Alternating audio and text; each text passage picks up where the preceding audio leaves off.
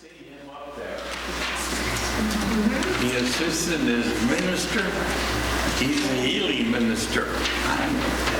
Mr. Randy. Mr. Randy Gilbert.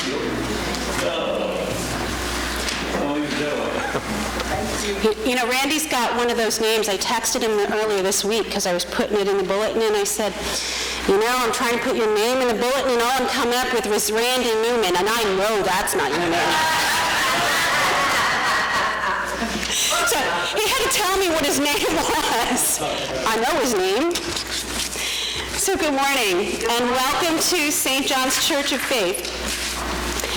This is the day that the Lord has made, so let's rejoice and be glad in it because it is beautiful. And I think we should start by rising to sing, and I'm getting a little nervous because I thought I picked hymns that were really popular, and I heard Glenn say, I don't know a single one of these. So we're going to get through this. Well, I might know them once I hear the music. But I think you do know them. Yep, I know them. Good thing. Stand to sing. These are joyful songs. Just breathe.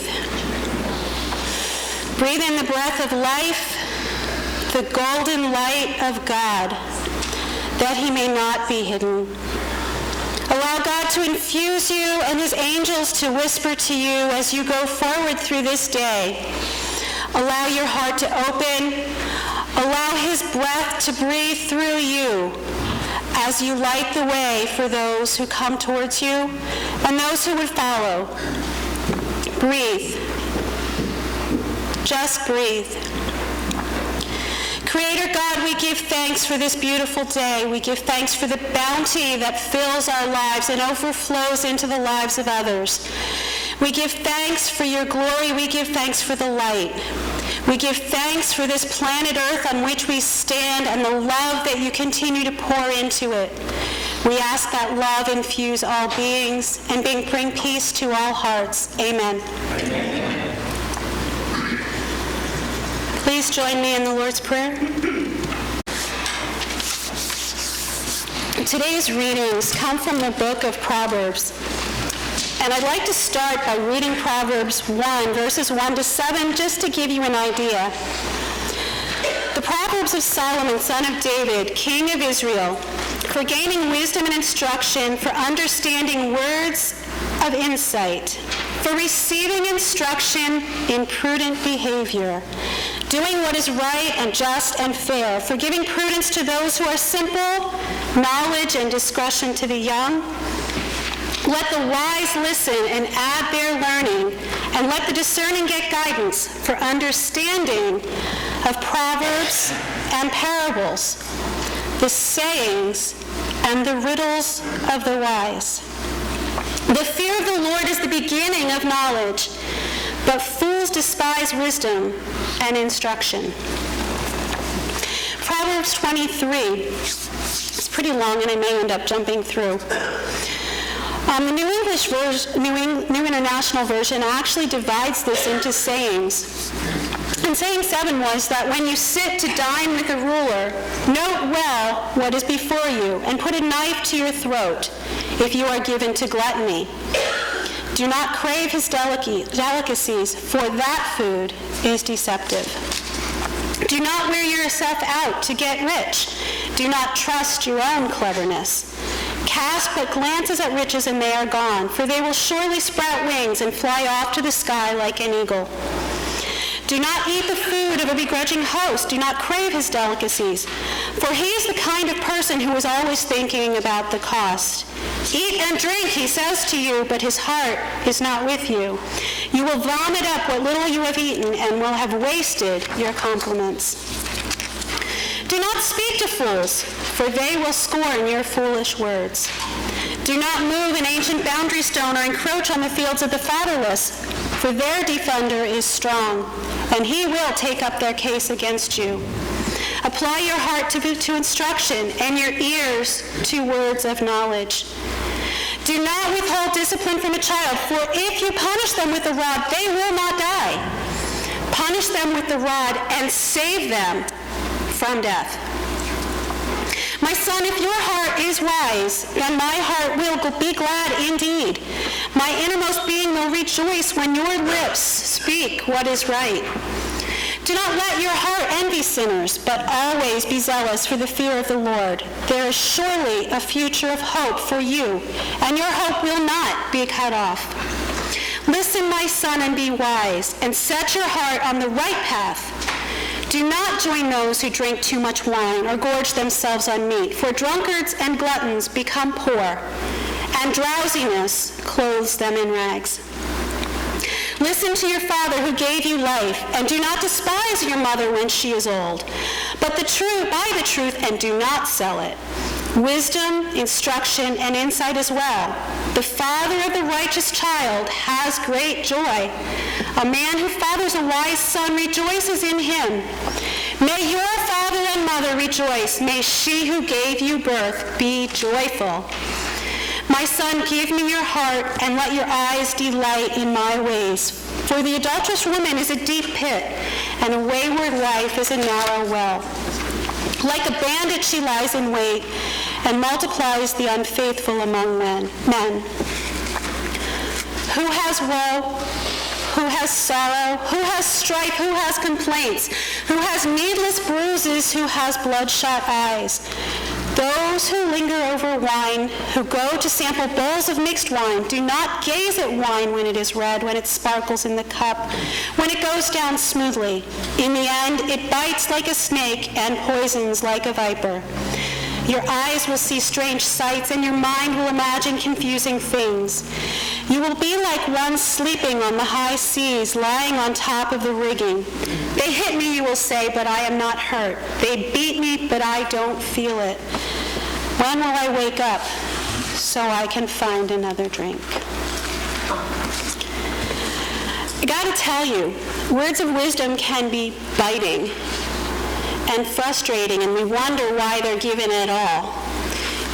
But think that the line where it says, spare the rod, and give the rod and you won't kill your child, but spare it and you condemn them to death.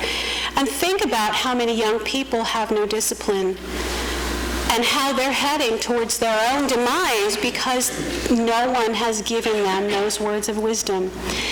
And you read things like Proverbs and you say, oh, stop telling me what to do. Who are you to tell me what to do? The same thing with the book of Leviticus. It's a book of rules. But that book of rules is a book of wisdom to tell us what supports us and what those who've gone before have found to support us. And we have the right to choose. We can choose words of wisdom, or we can choose the folly of fools. We can choose to go our own way. Life is all about choosing. So today is all about reading the label and picking your poison. Now, I got to tell you, I mentioned this title to Randy the day I asked him to help me with service. And as soon as I said the title of the service, Randy started spouting forth the lecture. So I figured, well, if Spirit's giving him the lecture, he might as well give the lecture. So I'm introducing Randy Gilbert, or Randy Newman, if you'd like to call him that, to finish today's lecture. Thank you, Reverend Melissa. Thank you for the opportunity. And if I were Randy Newman, I would be breaking in the song along with Ed. But I'll save you all that choice within myself because I'm not sure if I carry the voice. So,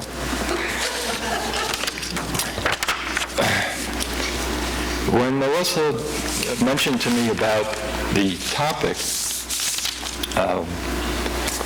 I must say I wasn't thinking about anything. But what happened was I just started hearing things coming in right away. And what it is that we have choices all the time. It's all the time. But if you reference the cover of your program, that idea came when I was talking to Melissa about what it is that may be talked about. So with that, it came to me that it should look like the back of a cereal box. And we have these choices every day that give us the ability to be a good person or not. And with that, I then took that topic and went home and sat down, and this is what came out. First, I'll read from the book Your Life, which is by Bruce MacArthur, one of the books that the licentiates use here for the studies. And within that book, page 32, there's a specific set of paragraphs that are for your choices. And they should include, on a daily basis, tolerance or intolerance, courage or fear, gossip or support, open-mindedness or narrow-mindedness, patience, impatience, joy, sorrow, peace or contentment, forgiveness or grudges, condemnation or acceptance. And while that is not everything that is encompassed in our ability to choose every day, these are some of the highlights or the points that come out in what we're faced with on a daily basis. Some is apparent, some is not, and some is really unknown to what we'll face after we wake up in the morning, face the day, say thank you for life, watch the sunrise if we get the opportunity. And with that, we then can choose what it is we'll do with that day. And within those choices, we can go with what we'll follow to do, whether we'll change our mind as far as how we will conduct ourselves and what we will do based upon what we might have done the day before. And hopefully the day before was a decent day, and those choices that we had were given to us in our best ability to make the right choices and follow the right pathway. And hopefully all those around us would be doing the same. That's not always true. It's because of the truth that's with that individual versus our own. And these differences are what make life interesting, challenging, and give us the abilities to use the gifts that we're given to make the choices that are just stated in this book and those that are unspoken. But in sitting down, I felt that Spirit was directing me in just a brief writing to show an example, probably, of some of the things that we are faced with and how we can do something to make a choice consciously. And there's always something in the subconscious that drives us. As I had learned in taking courses in nursing, there's always something going on within the brain to allow that to happen. But we do try to follow our heart, and sometimes there's conflict. You should always try to strive to follow your heart, because I feel that that has been the true sense of what it is we are. But this is it, to choose. It basically to decide, to have a preference for something, to select freely, and after consideration. And that's by definition. Bible references are many. I'll just pick out a few highlights because Reverend Melissa have already done